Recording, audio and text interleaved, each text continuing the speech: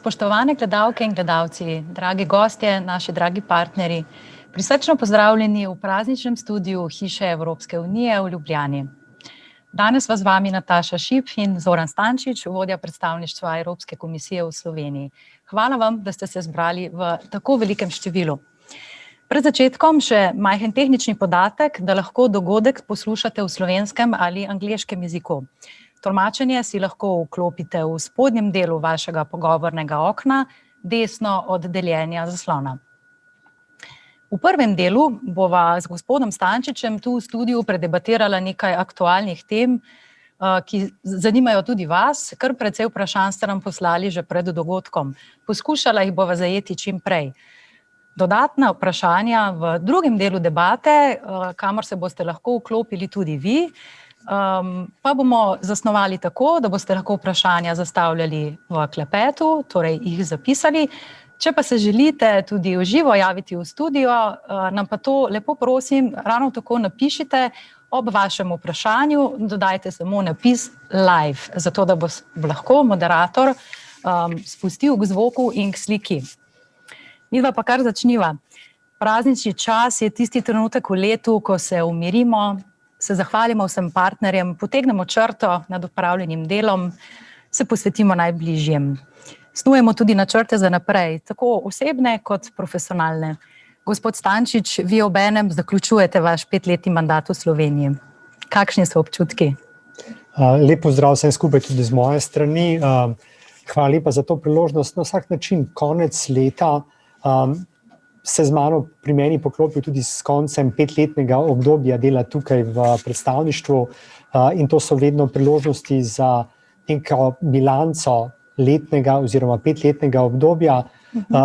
Bilance vedno sproščajo tudi določene emocije, čustva, hkrati pa pravzaprav pogled za naprej.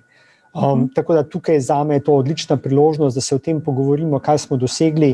Predvsem bi pa želel, da se osredotočimo na prihodnost. Kakšni so še tisti izzivi, ki jih imamo pred sabo mi v Evropski uniji in mi skupaj z našimi glavnimi partnerji po celem svetu. No in ko potegnete črto nad opravljenim delom, kaj vidite, kaj bi izpostavili kot dosežek v tem času? In če se navežem še na vprašanja nekaterih naših gostov, kako v povezavi z Evropsko unijo po vaši oceni diha Slovenija? V Sloveniji je splošna podoba v Evropski uniji izredno pozitivna.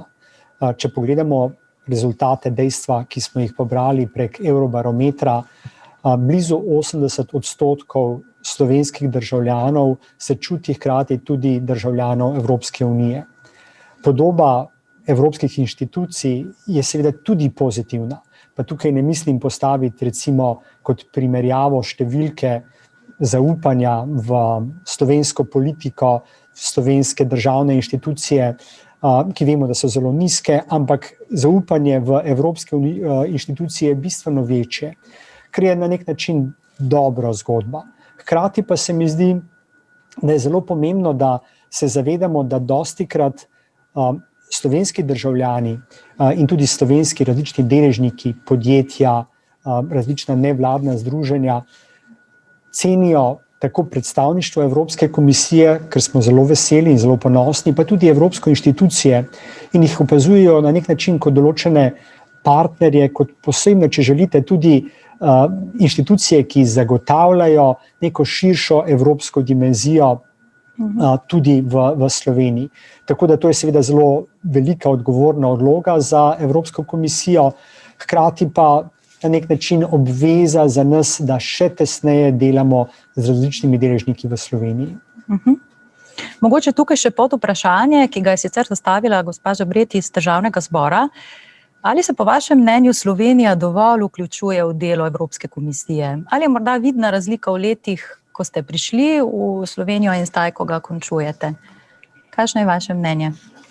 Slovenija je na evropski ravni zelo spoštovan partner. Je odgovorna država, ki ne gleda samo na to, kaj bi dobila iz Evropske unije, ampak tudi prek različnih vzvodov, od tega, da podaja pobude, do tega, da deli breme z drugimi državami članicami, tako da je Slovenija glede tega zelo pomemben partner.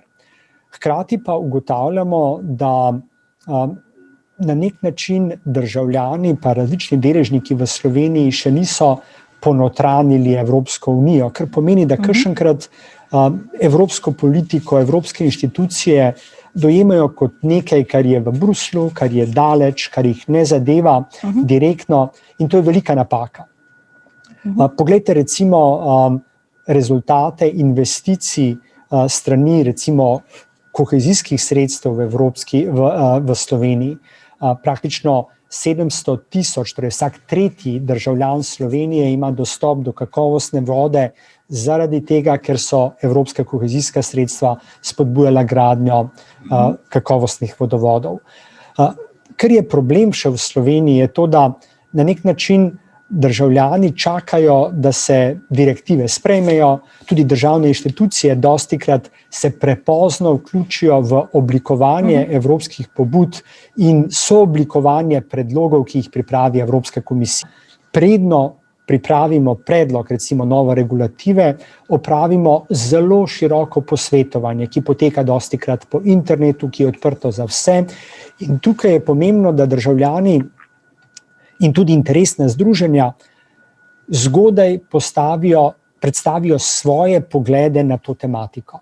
In potem s svojimi pogledi sooblikujejo predloge evropske regulative. In tukaj se mi zdi, da je na nek način še vedno nek demokratični manko v Sloveniji, in tukaj bi rad izkoristil to priložnost, da na nek način povabim državljane, da izkoristijo te možnosti, ki jih imajo. Zdi se mi, da torej, rad bi verjel in verjamem, da smo po 5-letnem delu tukaj z mojo ekipo na predstavništvu uspeli približati evropske inštitucije državljanom in inštitucijam v Sloveniji.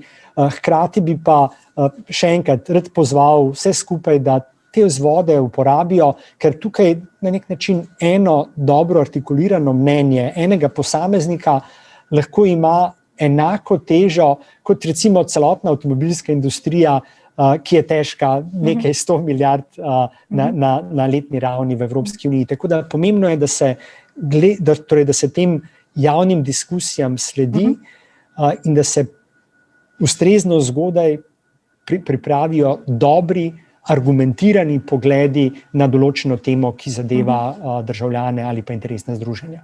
In očitno je treba na tem zaupanju nekako v Sloveniji še delati, da bodo državljani verjeli, da bo njihov glas nekako upoštevan v vseh politikah. To je na nek način del te državljanske vzgoje, veste, tako da evropske teme ne morejo priti ločeno od vseh drugih tem.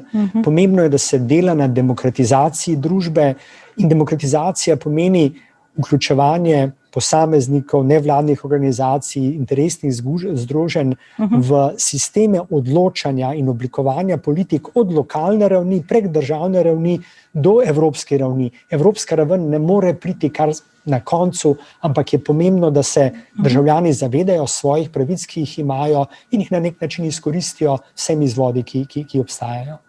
Drži. Trenutna situacija, torej pandemija COVID-19, ki se je seveda v današnjem pogovoru ne moreva izogniti, nekako zožila ravno ta prostor možnosti, da se srečujemo, izmenjavamo poglede in tako naprej. Ampak pojdiva zdaj k pandemiji, ne? To je res zamajalo celoten svet. Da se ozreva v evropski kontekst, kako ocenjujete doslej opravljene napore evropskih institucij, konkretno seveda Evropske komisije, za reševanje te zdravstvene krize? Mogoče najprej bolj z tega zdravstvenega vidika bova k okrevanju gospodarstva se posvetila malce kasneje. In tudi me zanima, in tudi naše gledalce, kaj po vaši oceni ta pomeni za evropski prostor širše? Ali nas ta pandemija nekako bolj povezuje ali nas je morda celo bolj razdelila? COVID-19 nas je, bodimo iskreni, ujel nepripravljene. Ne glede na to, da je Evropska komisija že januarja pozvala k pripravljenosti, pozvala k nekim ukrepom, smo potem pozno pozimi oziroma zgodaj pomladi stopili v pandemijo na tak način, da je dejansko vsaka država odreagirala po svoje.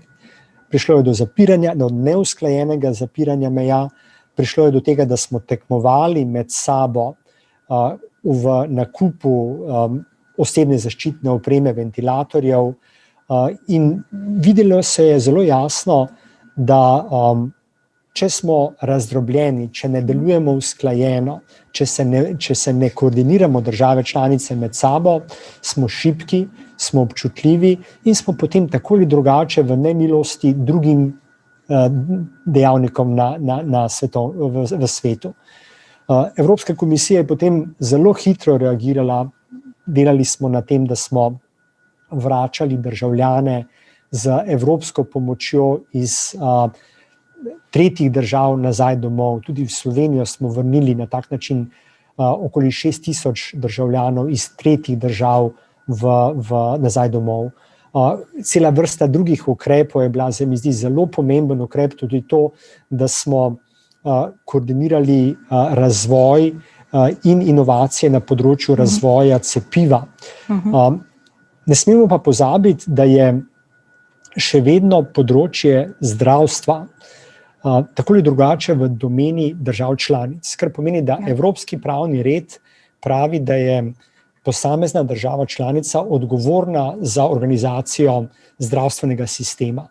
Tisto, kar smo na evropski ravni delali, je poskus koordiniranja aktivnosti. In po teh začetnih državah so dosegli kar dobre uspehe. Se mi zdi, eno od večjih uspehov je tudi to, da smo koordinirali recimo tudi zelene pasove, ki so omogočili, da je enotni trg, ne glede na to, da so bile meje zaprte, da je deloval, da je lahko prišlo do prostega pretoka tudi blaga, trgovanja, in to je bilo zelo dragoceno in zelo pomembno.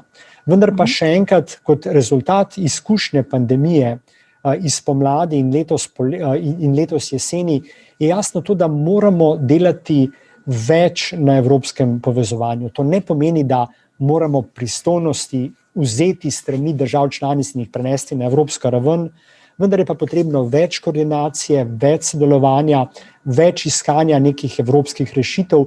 Tudi na podlagi tega, recimo, da smo že v pomladanskem valu dobili izredno velike dokaze. Fact that already in spring we got significant evidence of EU solidarity. Countries helped one another.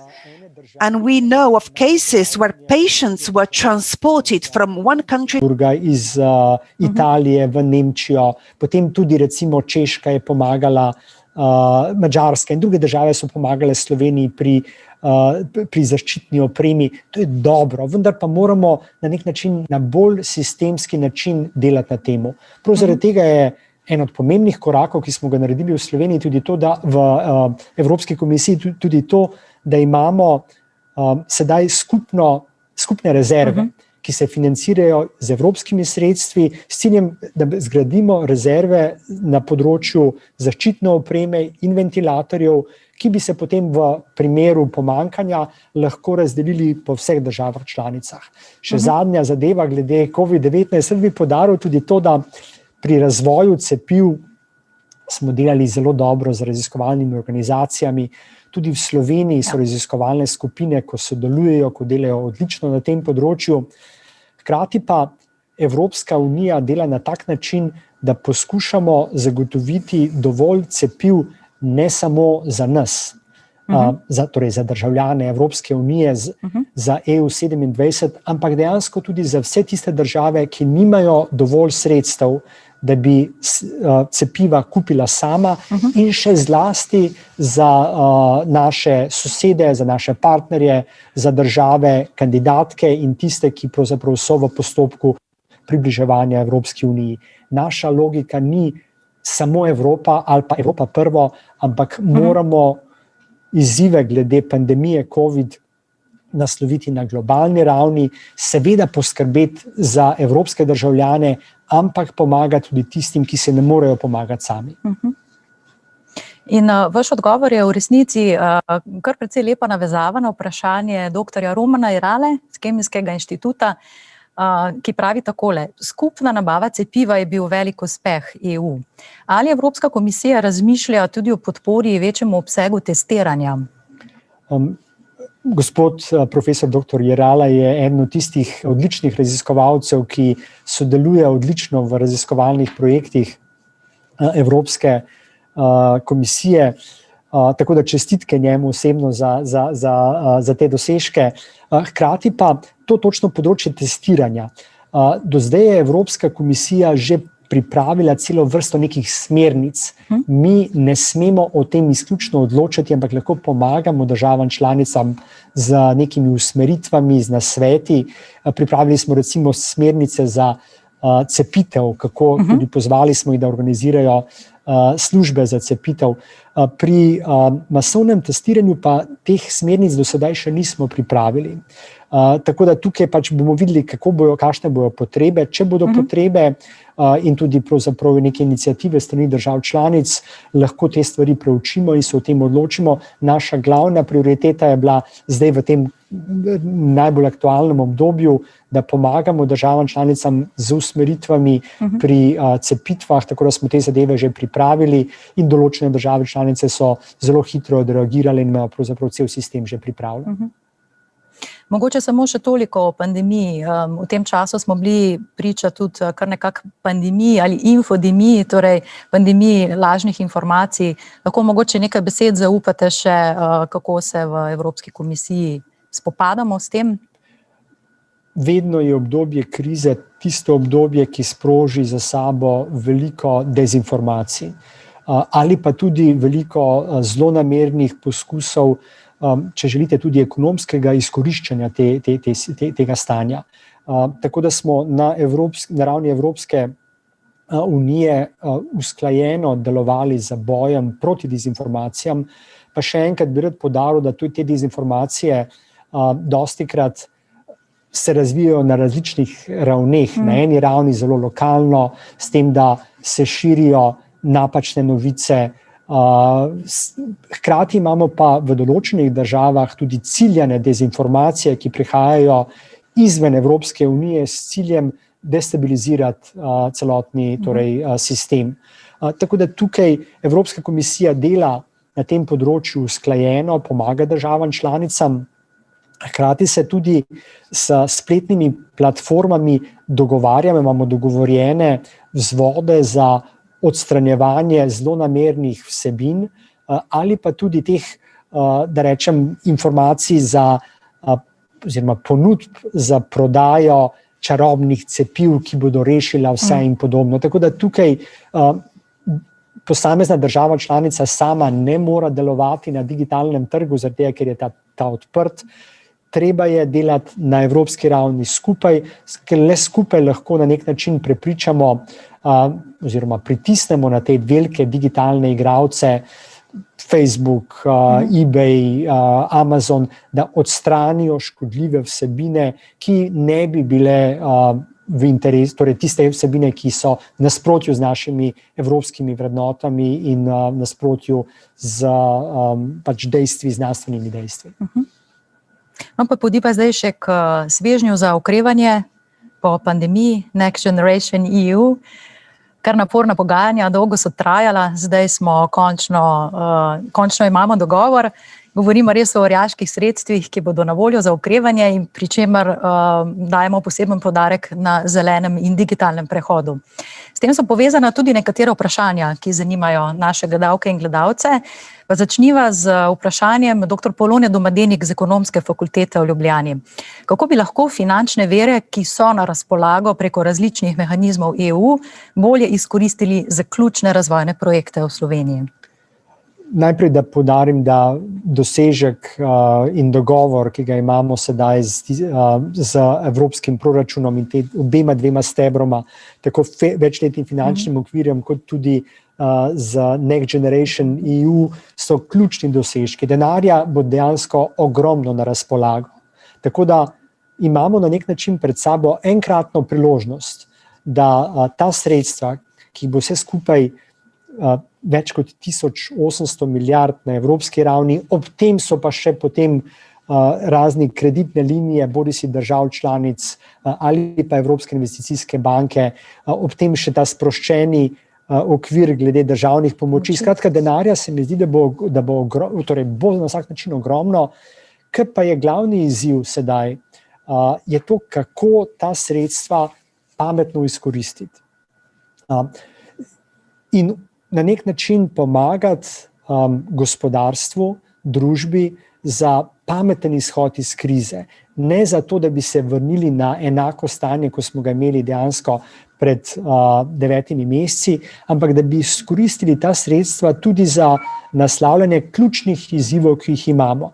To so na vsak način zeleni prehod, digitalna transformacija in potem tudi za vsako državo članico tisti specifični izzivi, ki jih imamo v državah članicah, glede recimo v Sloveniji konkretno naslavljanje ranljivosti sistema dolgotrajne oskrbe in nadgraditve tega sistema na višjo raven, pokojninska reforma, zdravstvena reforma, potem vse te priporočila, ki izhajajo iz evropskega semestra, ki vključujejo tudi elemente dviganja produktivnosti oziroma delanja izdelkov storitve za višjo dodano vrednostjo, podpora večje konkurenčnosti slovenskega gospodarstva, bolj učinkovita torej javna administracija in podobno. Skratka, naš cilj je, da pomagamo državam članicam, da bi pripravila ustrezne programe, ki bi omogočale ta zeleni prehod, digitalni prehod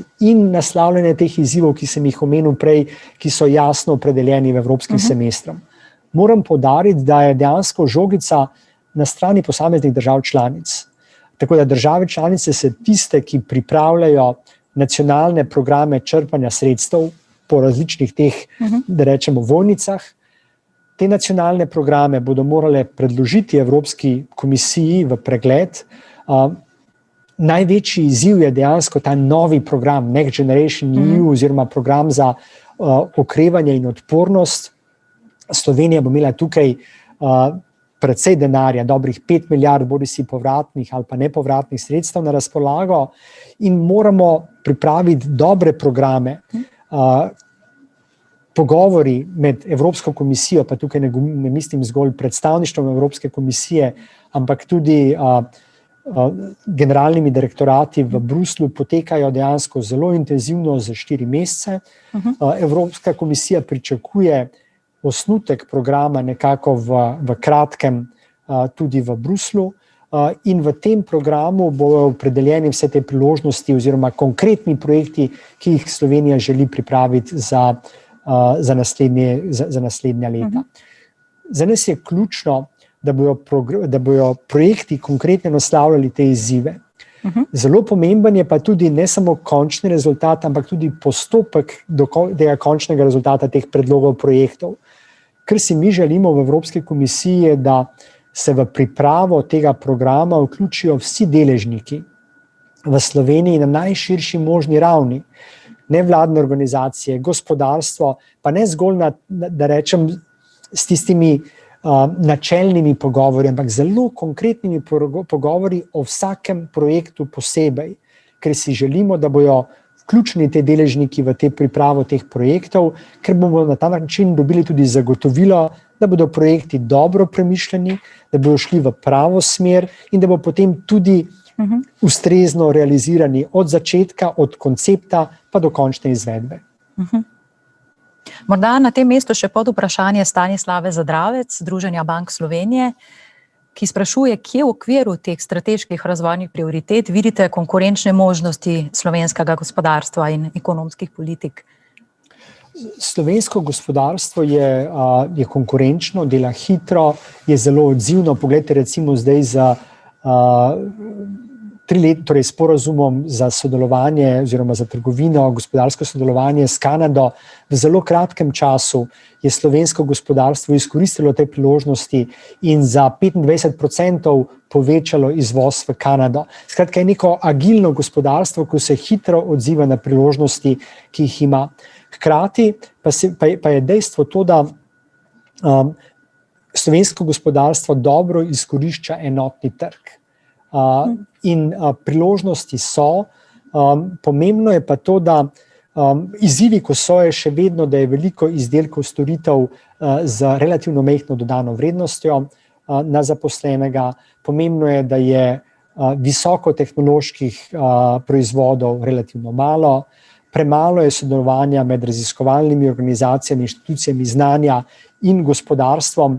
In to so vse te zadeve, ki nekako mi jih postavljamo pod nek naslov dvig produktivnosti slovenskega gospodarstva.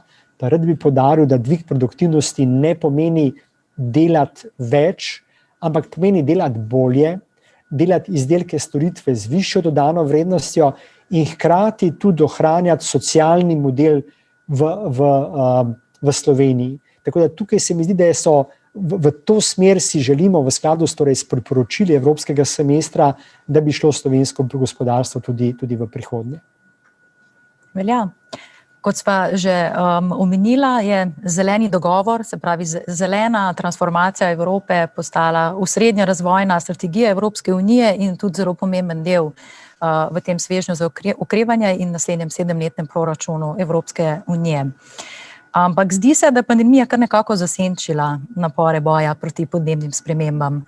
Ali se motim? Na vsak način pandemija in stanje, ki ga imamo sedaj, ni te glavne prioritete Evropske komisije odrinilo na stran. Seveda je glavni izziv reševati življenja, pomagati pri naslavljanju izzivov, ki jih imamo glede pandemije, vendar pa te pomembne prioritete, ki jih je izpostavila predsednica Ursula von der Leyen v svojem političnem programu, so s pandemijo dobile še dodaten zagon. Poglejte recimo prehod na digitalno. Nažalost se ne moremo dobiti sedaj fizično, ampak z novimi digitalnimi storitvami se lažje poučujemo. Lažje tudi na nek način, ne glede na omejitve, da se ne moremo dobiti skupaj fizično, komuniciramo en z drugim. Podobno je z prehodom na zeleno. Tako da tukaj bi rad poudaril, da tudi prej smo se pogovarjali med drugim tudi o denarju. 37% denarja za okrevanje iz sklada za okrevanje in odpornost ne bi šlo za digitalni prehod. 37%. Tako da tukaj se mi zdi, da priložnosti so in na noben način niso ta glavne prioritete Evropske komisije zaradi pandemije odrinjene na stran, zgolj poskušamo se na nek način ustrezno odzvati tudi na izzive glede zdravja v Evropski uniji. No, to zanima, ta tematika zanima tudi Marija Benkoča iz Kulturno-umetniškega društva Pina iz Kopra, ki nas sprašuje takole, sprašuje pa glede Slovenije in zelenega dogovora. Zdi se mi, da smo bolj v ozadju pri načrtovanju uresničevanja le-tega. Kaj menite, kako to v Sloveniji spremeniti? V Sloveniji, to ni na Evropski komisiji, da ocenjujemo recimo splošno stanje, ampak tisto, kar pravijo tudi različni deležniki v Sloveniji, je, da Slovenija ima dostikrat preveč strategije in premalo konkretnih ukrepov na različnih področjih. In to je na nek način, če želite, rak rana delovanja slovenske politike v zadnjih 30 letih. Strateške usmeritve dostikrat ostanejo zgolj na strateški ravni in se ne prenesejo na konkretne odločitve, ker so konkretne odločitve dostikrat boleče, problematične. Pomeni, da se dostikrat premaknemo iz neke cone udobja v neko novo območje. Tako da tukaj konkretno recimo nacionalni program za energijo oziroma vidimo, da je na nek način pomanjkljiv, da je premalo ambiciozen. Jasno se vidi, da recimo Slovenija ne bo dosegla na področju transporta in trajnostnega transporta dogovorjenih ciljev. Tako da tukaj si želimo, da bi Slovenija pravzaprav jasno ugotovila, kaj želi, kaj treba narediti, tudi jasno pogledala, kako bo te za obveze, ki jih imamo na evropski pa na mednarodni ravni konkretno izpolnila in uresničila s konkretnimi odločitvami glede energije, glede če želite, tudi cestne, železniške infrastrukture in podobno. Skratka, cilj je prenesti te strateške cilje in strateške usmeritve v konkretne odločitve o tem, kaj se bo gradilo, kaj se bo opustilo in v katero smer se bo razvijalo tudi v prihodnje. Hvala lepa.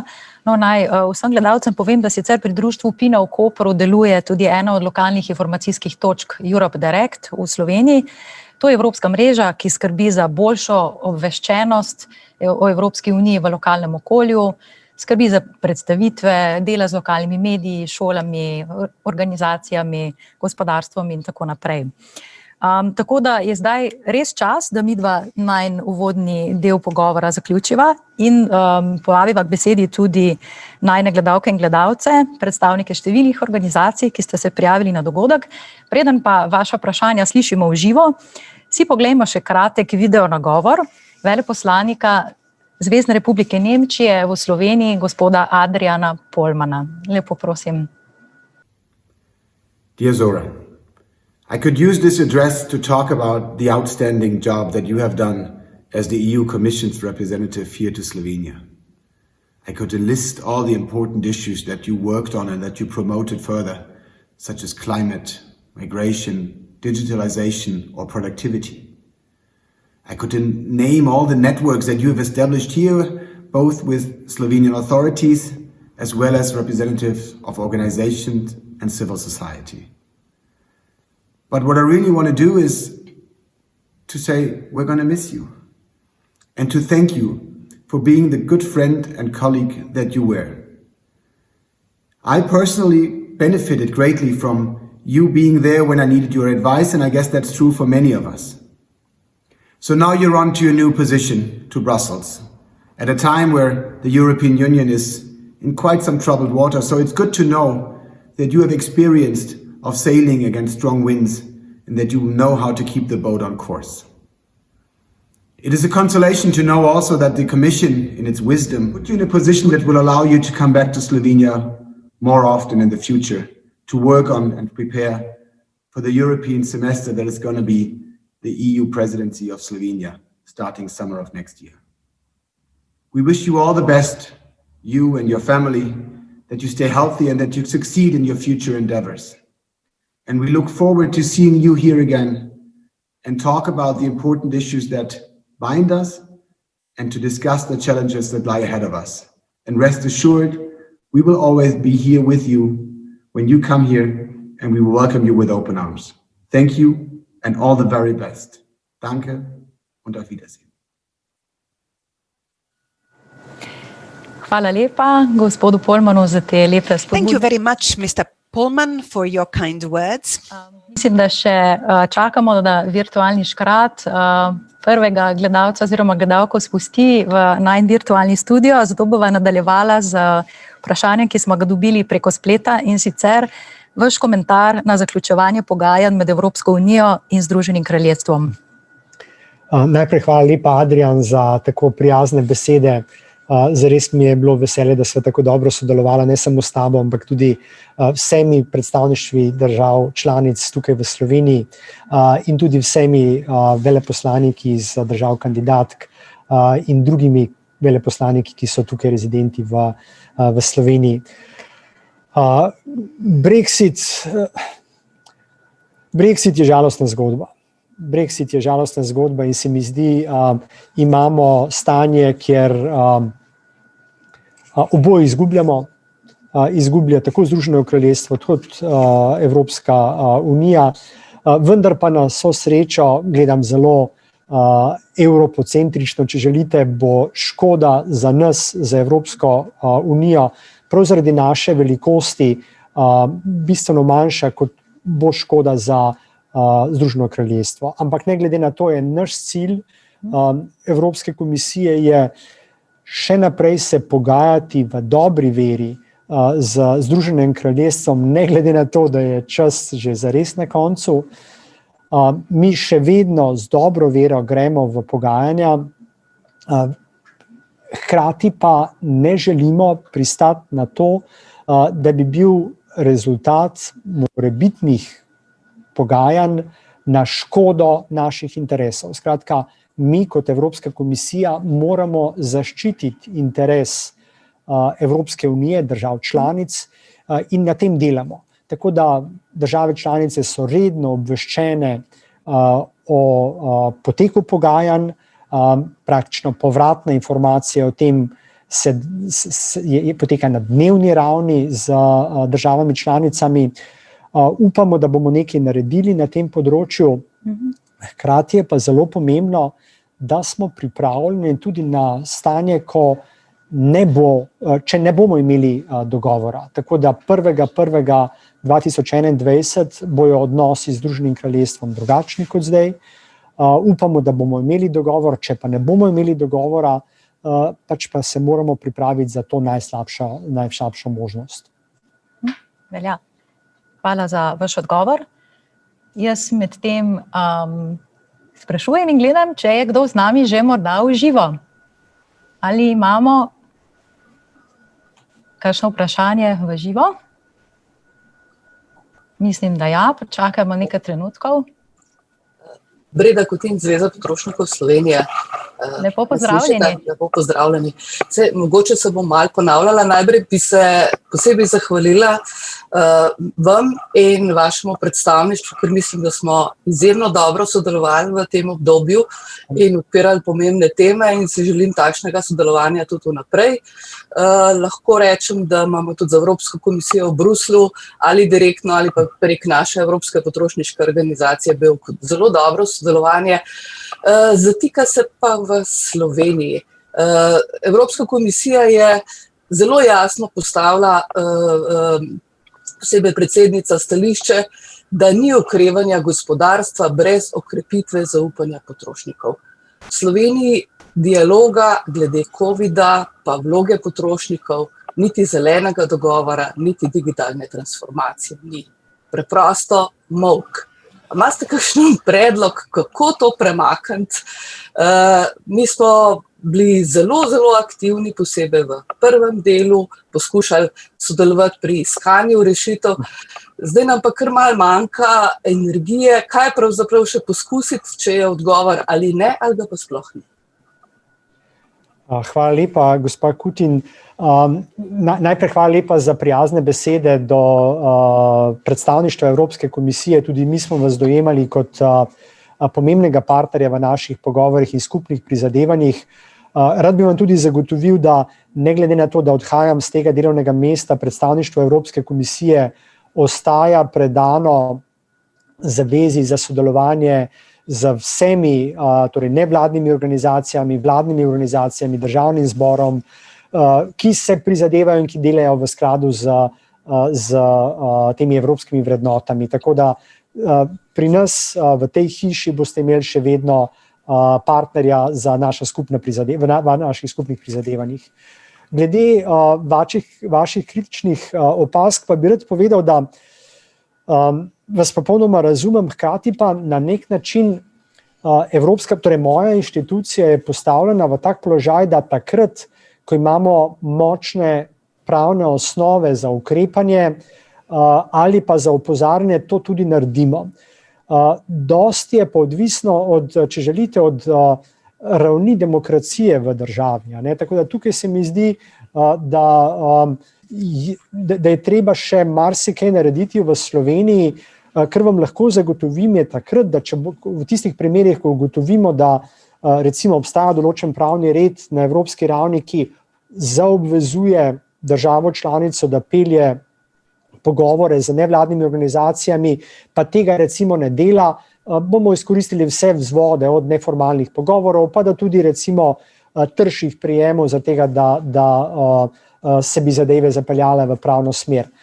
Ne moremo pa vsega rešiti mi kot pač evropska inštitucija, tako da veliko od tega, kar je treba narediti, je pravzaprav na vas in upam, da boste pravzaprav zadeve premaknili v ta pravo smer.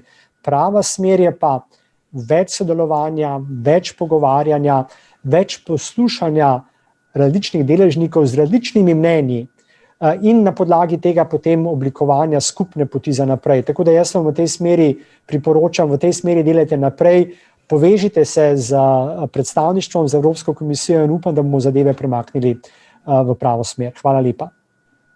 Ja, bomo nadaljevali, smo vajeni, da je treba ponavljati in ponavljati, izpostavljali bomo ne samo ta dialog, ampak tudi problematiko uresničevanja zakonodaje, čemer smo vedno bolj priča. Ne gre zdaj samo za to, da lahko mi kaj povemo, ampak kako Slovenija v resnici spoštuje zaveze, ki jih je sprejela. To postaja, nažalost, resen problem. Saj vem, da nimate čarobne paličice, tudi mi bomo po svojih kanalih opozarjali naprej, verjamemo pa, da se največ doseže takrat, ko obstaja dialog in tega pogrešam. Hvala. Hvala lepa za vaše vprašanje in vaše razmišljanje, gospa Kutin. Gremo naprej k naslednjemu vprašanju. Kdo je z nami? Lep pozdrav. Lepo pozdravljeni. Miha Lobnik, zagovornik načela enakosti, pozdravljeni gospod Stančič in vsi na predstavništvu. Tudi jaz bi se rad na začetku zahvalil predstavništvu in vam osebno za zelo produktiven odnos v zadnjih 5 letih, ko smo skupaj sodelovali in v Sloveniji postavili tudi institucijo Equality Body, kot je v angleščini, oziroma organa za načelo enakosti. In tudi z vašo pomočjo smo tako uresničili duh direktiv, ki smo jih v Sloveniji v preteklosti še ne. To je bila dobra in spodbudna izkušnja in če se navežem na prejšnjo sogovornico, tudi en podoben primer, kako je včasih z nekaterimi direktivami tako, da kar traja in so procesi seveda lahko dolgotrajni in kompleksni, ampak vendarle se premika.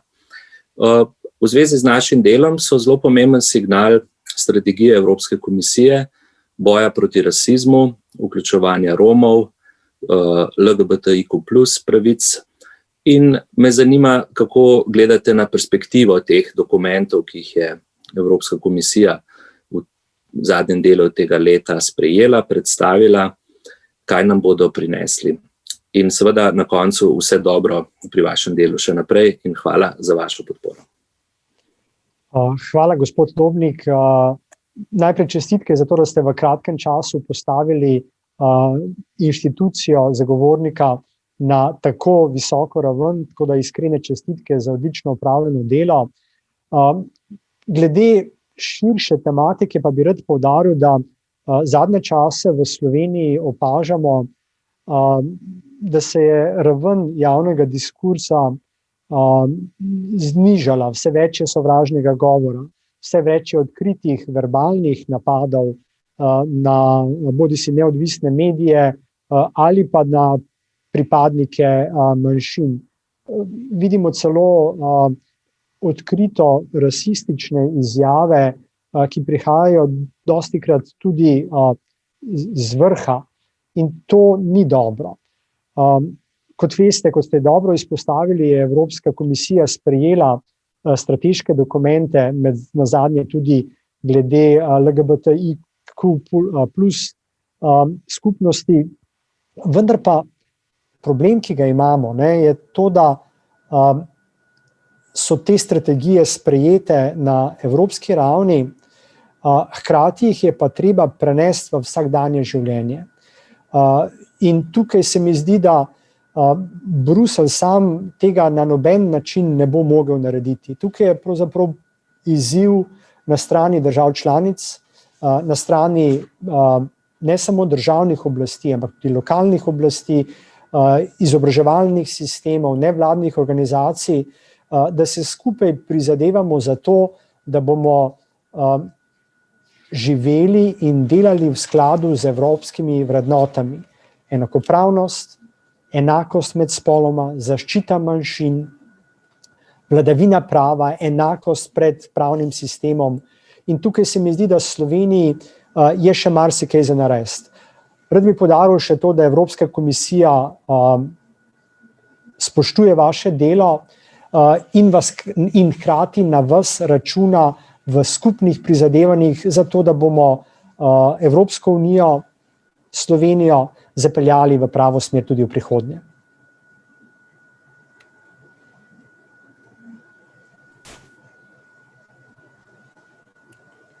Hvala lepa gospodu Lobniku, hvala tudi vam, gospod Stančič, za ta odgovor.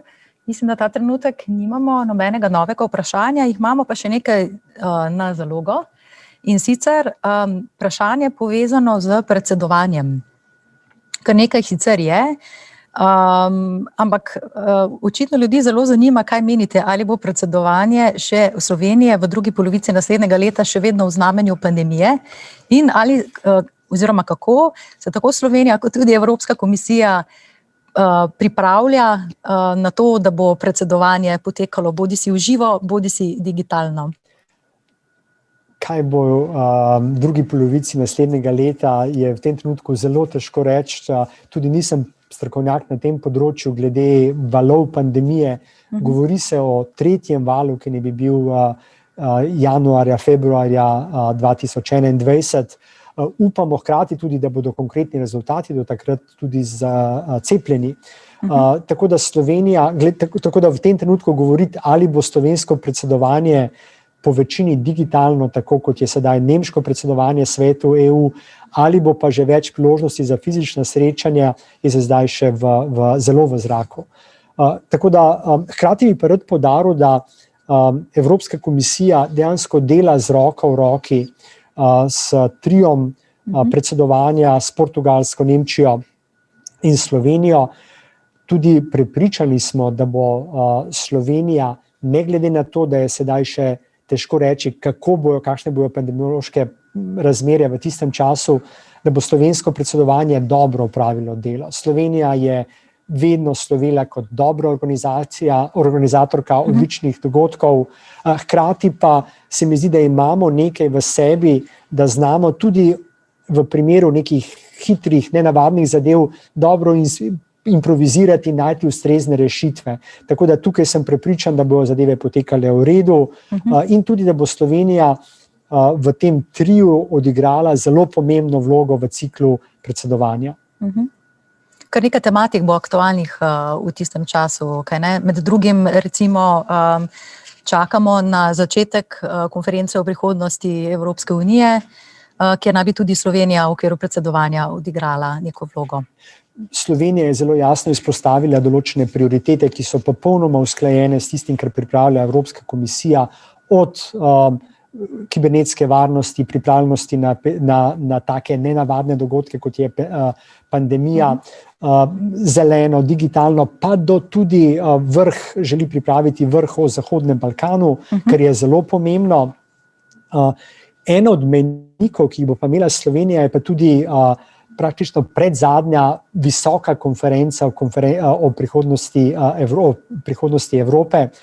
Kot veste, bo konferenca o prihodnosti Evrope začela zelo kmalu.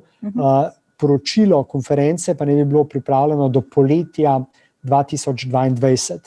In praktično predzadnja, ta najvišji pogovor pogovor na najvišji ravni o konferenci prihodnosti Evrope bo prav za časa slovenskega predsedovanja.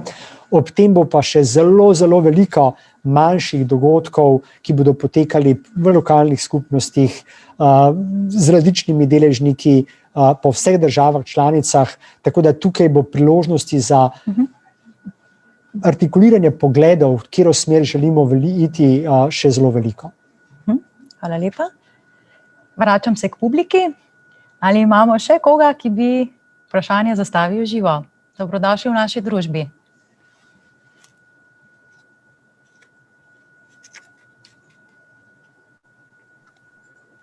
Ja? Ja, če dovolite, z moje strani isto Grmek iz Ministrstva za zunanje zadeve. Jaz bi se najprej opravičil, ker sem za 25 minut zamudil začetek, ampak sem ujel ravno ta pravi trenutek, ko je veleposlanik Stančič odgovarjal na tisto področje, ki sem ga takoj, mislim, da sem bil med prvimi, ki sem se prijavil na tole povabilo.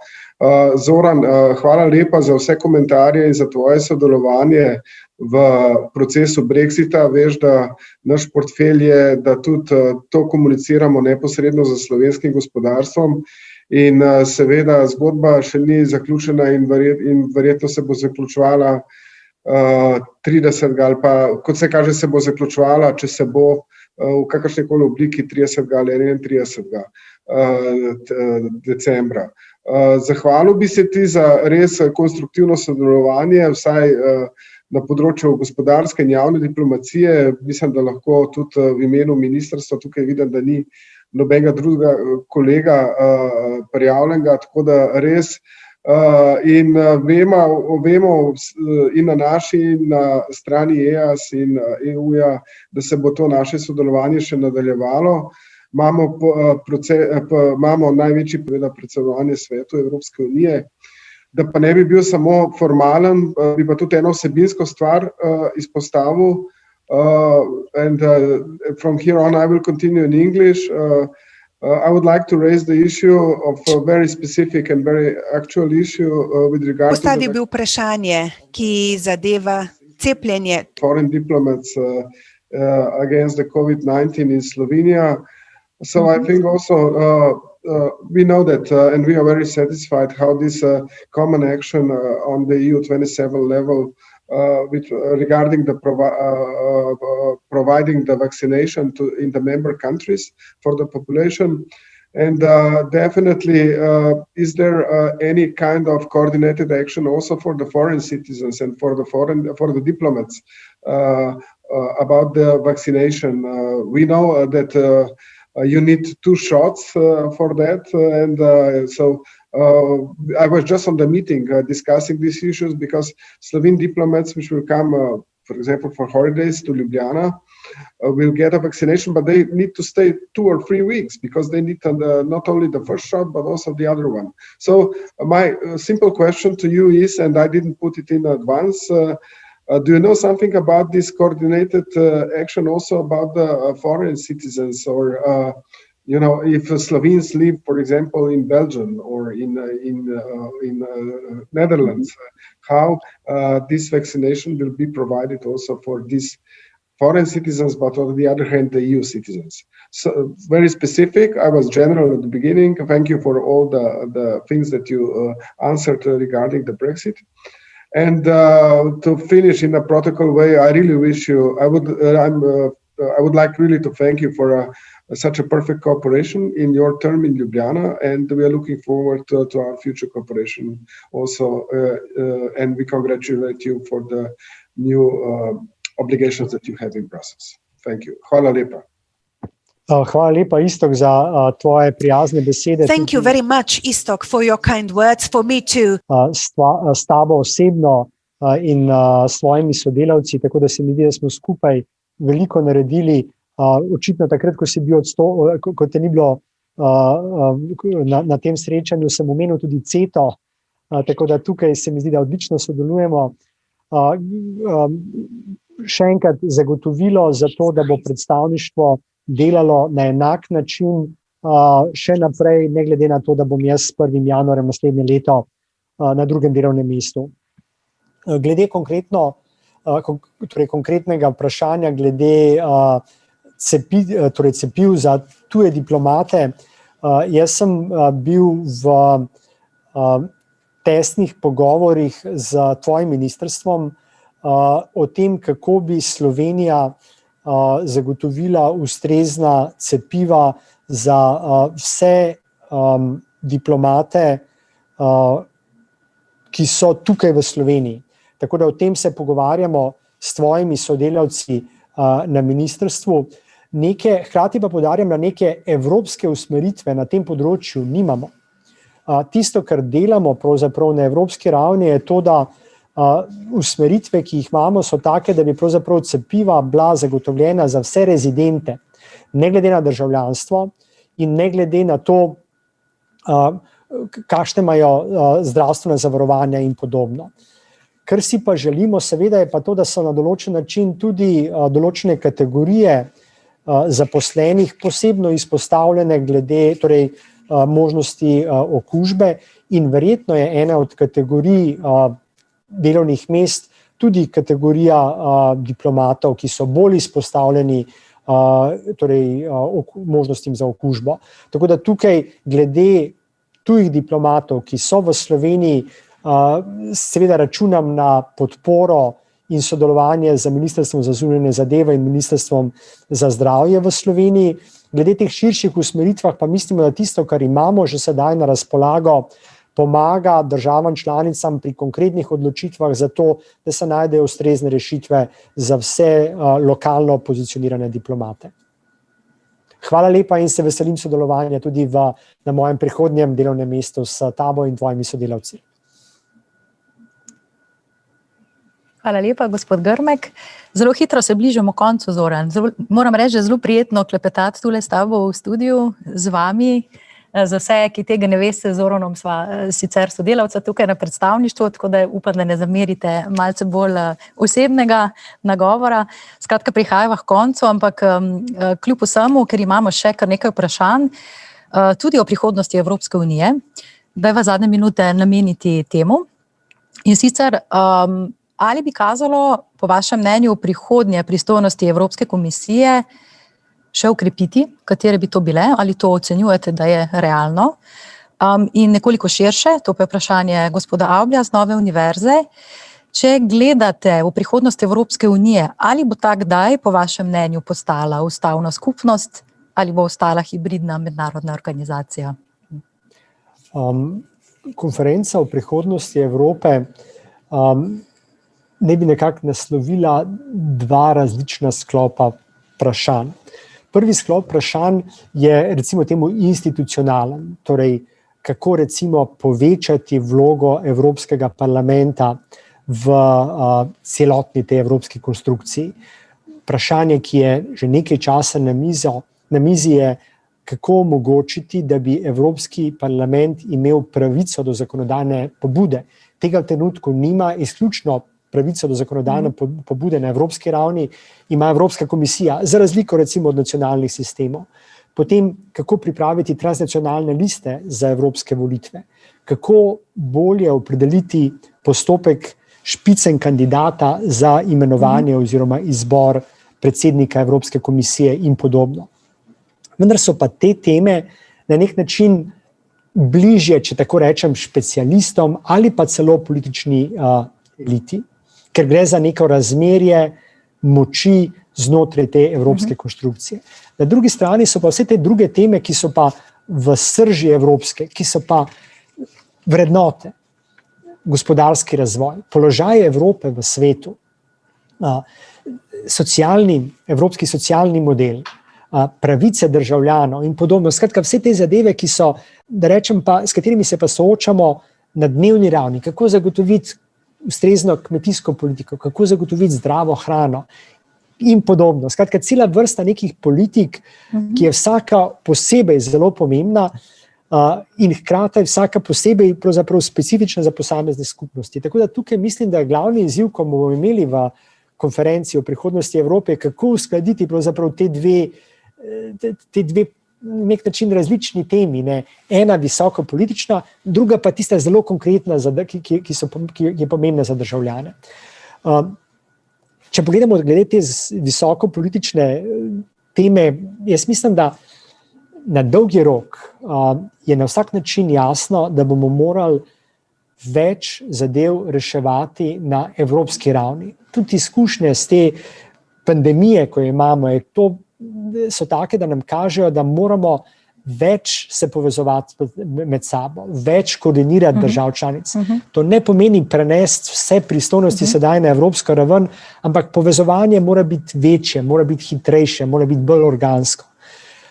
Tako da jaz sem prepričan, da tudi če pogledamo recimo oblikovanje skupne zunanje politike, še vedno vidimo, da dostikrat kakšne države članice delajo popolnoma neusklajeno na mednarodnem področju. Tudi v Sloveniji smo priča temu. Tako da tukaj je vprašanje, kako na nek način postopoma zadeve pripeljati na tak način, da bomo bolj pripravili sistem na tak način, da bo bolj odziven in bolj v skladu s tistim, kar od nas pričakujejo dejansko evropsko gospodarstvo in državljani. Hkrati pa bi rad poudaril, da po tistim, kar se pogovarjajo predsedniki vlad držav na evropski ravni in po tudi tistih pogovorih, ki jih imam jaz, recimo s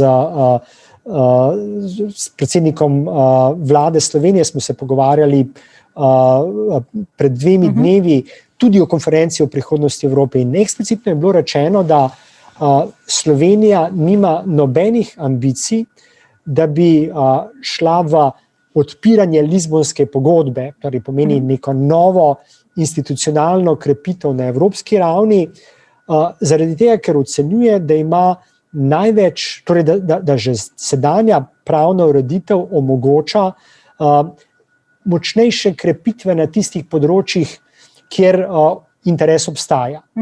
Tako da že sedaj pravni red pravi, da če so države članice soglasne, da bodo delale na katerem koli področju, vključno recimo tudi s področjem vojske, obrambe, tak inštrument že sedaj imamo. Torej se da s soglasjem doseči dogovor, za sodelovanje tudi na tem področju. Tako da tukaj ocenjujem, da tudi na podlagi tega, kar smo slišali iz slovenskega vrha, ocenjujem, da neke ambicije v tem trenutku za iti v Lizbonske pogodbe, torej odpiranje Lizbonske pogodbe ni. Hkrati pa ocenjujem, da bodo države članice, evropske inštitucije izkoristile vse priložnosti, ki jih imajo, zato da bodo okrepile sodelovanje na evropski ravni, tudi na tistih področjih, kjer pravzaprav sodelovanja sedaj relativno malo. Tako da moj pogled je, da v naslednjih letih bomo videli vse več in več Evrope, več sodelovanja, več poglobljenega sodelovanja na celi vrsti različnih področji, ob tem pa, da se ne bo odpirala Lizbonska pogodba. To se mi zdi, da je neka realnost, tako da mislim, da kar je potrebno narediti, je izkoristiti te priložnosti, ki jih tako drugače že imamo. In se vam zdi, da je to realno izvedljivo? Sprašujem zato, ker del javnosti se sprašuje, ali ni morda Evropa bolj razklana, kot je bila kadarkoli prej, in ne vem, recimo vprašanje o povezavi z vladavino prava in tako dalje. Vaš pogled je bolj optimističen, čeprav razumem. Glejte, jaz mislim, da kot prvo ljubljanska pobuda s to novo evropsko ustavo, to je odličen primer tega, kako lahko za nekim novim pogledom, ne glede na politične omejitve, ki so, predstavi skupina akademikov ob podpori predsednika republike nek nov pogled za naprej. To je dobro. To je tako, države morajo delati, morajo ponuditi neke nove rešitve, neke nove poglede, ne glede na to, da kakšni pogledi, kakšne rešitve se ne bodo popolnoma razvile v to smer. Glede tvojega vprašanja, glede razklanosti Evrope, pa jaz mislim, da Evropa, ni razklana. Jaz mislim, da so različni pogledi in to je na nek način neko realno stanje v Evropi. Imamo različne poglede, imamo tudi različne rešitve, ki jih ponujamo v sistemu, hkrati pa po nekih diskusijah, ki kakšenkrat zvenijo kot burne, ko jih kakšenkrat tudi interpretiramo, da gredo v smeri delitev ali pa odhoda iz Evropske unije, niso take. Dejansko gre v teh diskusijah za to, da se postavijo na mizo različni pogledi, potem pa, ko te poglede preučimo, upoštevamo tudi pri preoblikovanju lastnih mnenj, potem pa pride do tega, da na naslednjem koraku se dogovorimo o skupni rešitvi, ki pa gre vedno znova v to, da se bolj povežemo, da bolj iščemo evropske rešitve in da bolj živimo in delamo v tem evropskem duhu. To je že skoraj zveni kot vaše zaključno sporočilo. Kljub temu mislim, da razen različnih pogledov imamo tudi različna vprašanja in mislim, da imamo zadnje vprašanje za to diskusijo v živo, če se ne motim. Lepo prosim, zadnje vprašanje danes torej.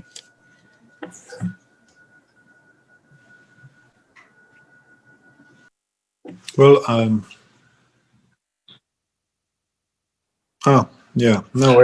I can see you. Hello. I can see myself actually on your screen. So, Živjo, Zoran. Hello, Zoran. Hello, everybody.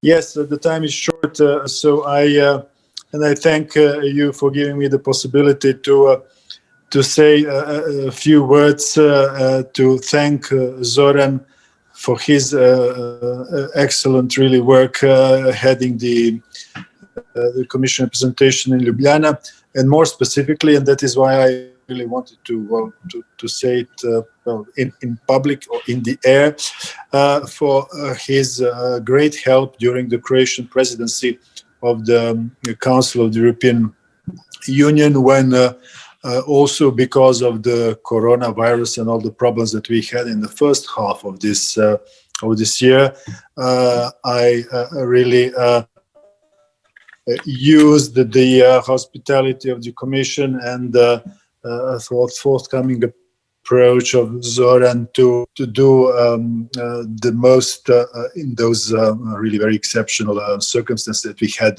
in the first half of this year. So thank you, Zoran, and thank you also to your team for helping Croatia and its presidency to do the job in the first half of this year. And of course, all the best, not only next year, but also in the future to you and your family. Thank you. Hvala lepa, Boris, za tvoje prijazne besede. Thank you very much, Boris, for your kind words. Hrvaška veleposlaništvo tukaj v Sloveniji. Hvala tudi za tvoje prijateljstvo, tako da sem prepričan, da bova še na zvezi tudi v prihodnje in da se vidimo, če ne prej, tudi morda na vašem prelepem morju. Hvala lepa. Hvala lepa tudi vam. Ja, zdaj smo pa res pri koncu pogovora. Zoran, nam lahko za konec zaupate še, kaj je vaš naslednji karierni izziv? In seveda to tudi zanima naše goste, kdo prihaja na predstavništvo Evropske komisije na mesto vodje. Hvala lepa. Jaz odhajam v Bruselj po rednem petletnem zaključku mojega dela tukaj. S 1. januarjem 2021 bom posebni svetovalec za področje digitalnega. Hkrati bom imel konkretne naloge, to, da bom delal na koordinaciji različnih aktivnosti med večjimi generalnimi direktorati in tudi kabineti komisarjev, podpredsednikov. Dosti bom tudi v Sloveniji zaradi prihajajočega predsedovanja, tako da moja elektronska pošta ostaja še naprej enaka. Evropska komisija se je odločila, da bo sedaj, dokler ne imenuje polnega oziroma polno pooblaščene predstavnice Evropske komisije tukaj v Sloveniji, je imenovala Natašo Goršek za vršilko dolžnosti vodje predstavništva. Hkrati pa, če razumem prav, Nataša, se moram sedaj tudi posloviti, hkrati pa bi rad poudaril še enkrat, da meni je bilo vsem veselje sodelovanje s vsemi skupaj. Zdi se mi, da smo v 5 letih skupaj naredili veliko. Najprej bi se seveda rad zahvalil moji odlični ekipi. Tukaj na predstavništvu imam 15 odličnih sodelavcev in zelo dobro smo delali. Predvsem bi se pa rad iskreno zahvalil vsem vam za to, da smo naredili v tem mojem 5-letnem obdobju le en korak naprej, zato da so državljani bolj čutili Evropsko unijo kot svojo. In da smo, prepričan sem, naredili Evropsko unijo tudi bolj odporno, boljšo in pač bolj v skladu s tistim, za kar si skupaj prizadevamo na evropski ravni. Prihodnost Evropske unije ni v rokah uradnikov, kot sva midva z Natašo, ampak je v vaših rokah. Pazite na njo in jo skupaj oblikujte v pravo smer. Hvala lepa. Vesele praznike in srečno novo leto. Ja, hvala, gospod Stančič, za ta zanimiv, sproščen, aktualen pogovor. Hvala tudi vam, dragi gostje. Želimo vam, kot je že dejal gospod Stančič, mirne praznike, zdravja in srečno novo leto, da pa bomo vanj vstopili optimistično in radostno, končajmo kako drugače kot pa s Odo radosti. Prisluhnimo za zaključek posnetku Ode radosti, ki smo jo pripravili za TV koncert ob letošnjem dnevu Evrope. Srečno! Srečno!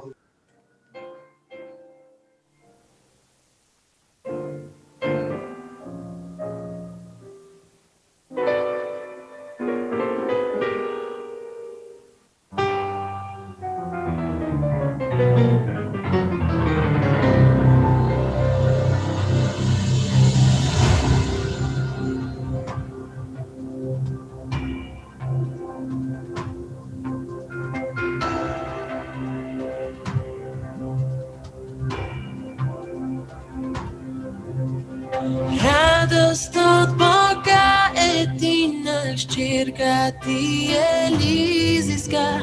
Tvoje hrame na stopinja vodijo božanstvena. Tvoje čari časa teku so pregnani.